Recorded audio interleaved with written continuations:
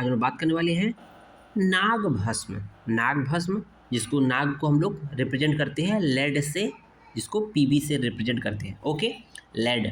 Okay, तो देखेंगे सबसे पहले प्रोबेबल मोड ऑफ एक्शन।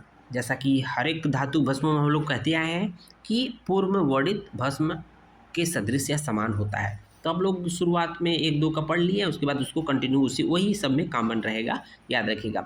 फिर देखेंगे नाग भस्म का केमिकल कंपोजिशन देख लेते हैं। तो XRD स्टडीज सोच दैट, एक स्टडी का टाइप है XRD, जिसमें नाग भस्म कंटेन्स क्या क्या पाया जाता है उसमें, लेड एंड सल्फर। तो नाग भस्म में लेड और सल्फर पाया जाता है किसके थ्रू, XRD स्टडी के through. It also shows the presence of carbon oxy and oxygen. Okay, है हियर इन द स्टडी जो है, इस स्टडी में जो है आर्सेनिक जो है AS2S2 was used as a मारक द्रव्य। मीन्स नाग को भस्म के रूप में कन्वर्ट करने के लिए या उसको मारण करने के लिए जो AS2S2 का प्रयोग किया गया, जिसकी वजह से ये देखा गया कि नाग भस्म में जो है उसका आर्सेनिक का सल्फर का भी पार्ट है। ठीक है, देखेंगे फार्माकोडायनेमिक्स एंड फार्माकोकाइनेटिक्स।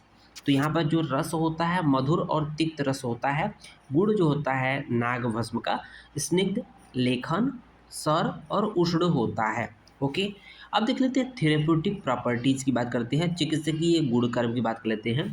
तो देखेंगे यहाँ पर ध्यान दीजिएगा, चाहे नाग हो, वंग हो, यशद हो, ठीक है, तीनों के केस में देखेंगे तो यहाँ पर ये प्रमेह करी अर्थात प्रमेह रोग नाशक बताया गया है। इस केस में देखेंगे प्रमेह रोग नाशक बताया गया है। ठीक है, जो हम लोग नागवंग यशद की बात कर रहे हैं तीनों, वो आगे आएगा अभी। ठीक है, तो नाग भस्म का गुणकर्म है प्रमेह करी केसरी, पवन रोग काल अनल, ग्रहण यति निसारूढ़, खलु गुद अंगुरेभांकुश, बलास गदस तस्करो, व्रणगतो कसकर्षण, परम विजयत इतराम, कदहरो भुजंगा मृतम। ठीक है ना, भुजंग किसके लिए पड़ा है, नाग के लिए है, अर्थात मृत जो है नाग भस्म की बात कर रहा है। नाग भस्म प्रमेह नाशक होता है, वात रोग नाशक होता है, ग्रहणीवर होता है, अर्श नाशक होता है, कफ रोग तथा विविध प्रकार के व्रणों को दूर करता है।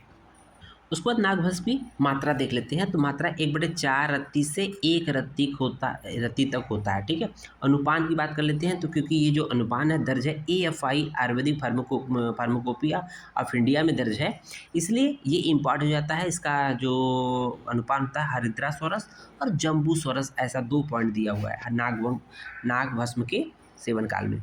सेवन काल जो है दिन में 2 बार करते हैं। अशुद्ध नाग भस्म सेवन जन्य दोष, जैसे अशुद्ध नाग भस्म हो, चाहे अशुद्ध वंग भस्म हो, चाहे अशुद्ध यशोद भस्म हो, तीनों के सेवन से जो है प्रमेह रोग अवश्य उत्पन्न होगा। साथ ही साथ इसके सेवन से प्रमेह के अलावा क्षय रोग, कामला अर्थात जॉन्डिस की उत्पत्ति होती है।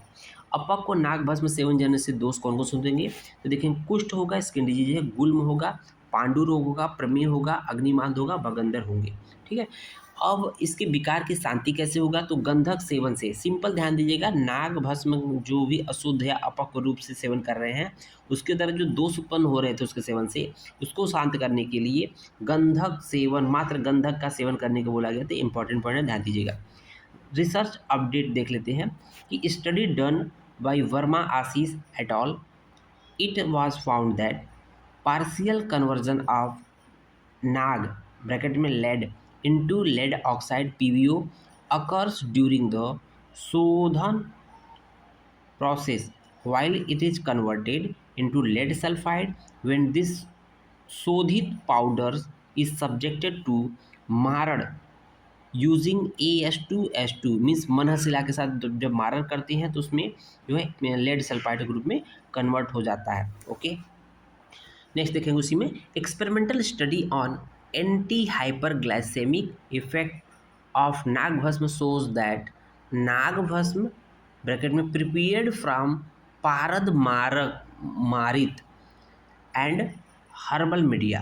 ठीक, जब नाग भस्म को पारद के द्वारा मारण करते हैं तथा हर्बल मीडिया यूज करते हैं उसके द्वारा भस्म बनाएंगे, तो वो उसकी क्वालिटी होती है have no hypoglycaemic action but it it has moderate anti hyperglycaemic effect. Okay, clinical evidence देख लेते हैं कि क्लिनिकल ट्रायल डन ऑन गर्भपाल रस, जो क्लिनिकल ट्रायल है अर्थात नागभस्म में जो है गर्भपाल रस में नागभस्म पाया जाता है। क्लिनिकल ट्रायल डन ऑन गर्भपाल रस कंटेनिंग नागभस्म एज चीफ इंग्रेडिएंट। ध्यान दीजिएगा, गर्भपाल रस में मुख्य कंटेंट कौन सा होता है?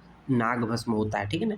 इन 170 170 प्रेग्नेंट वुमेन में किया गया, shows the normal haematological picture, maintained renal and liver function test and non-toxic nature of गर्भपाल रस इन प्रेगनेंसी।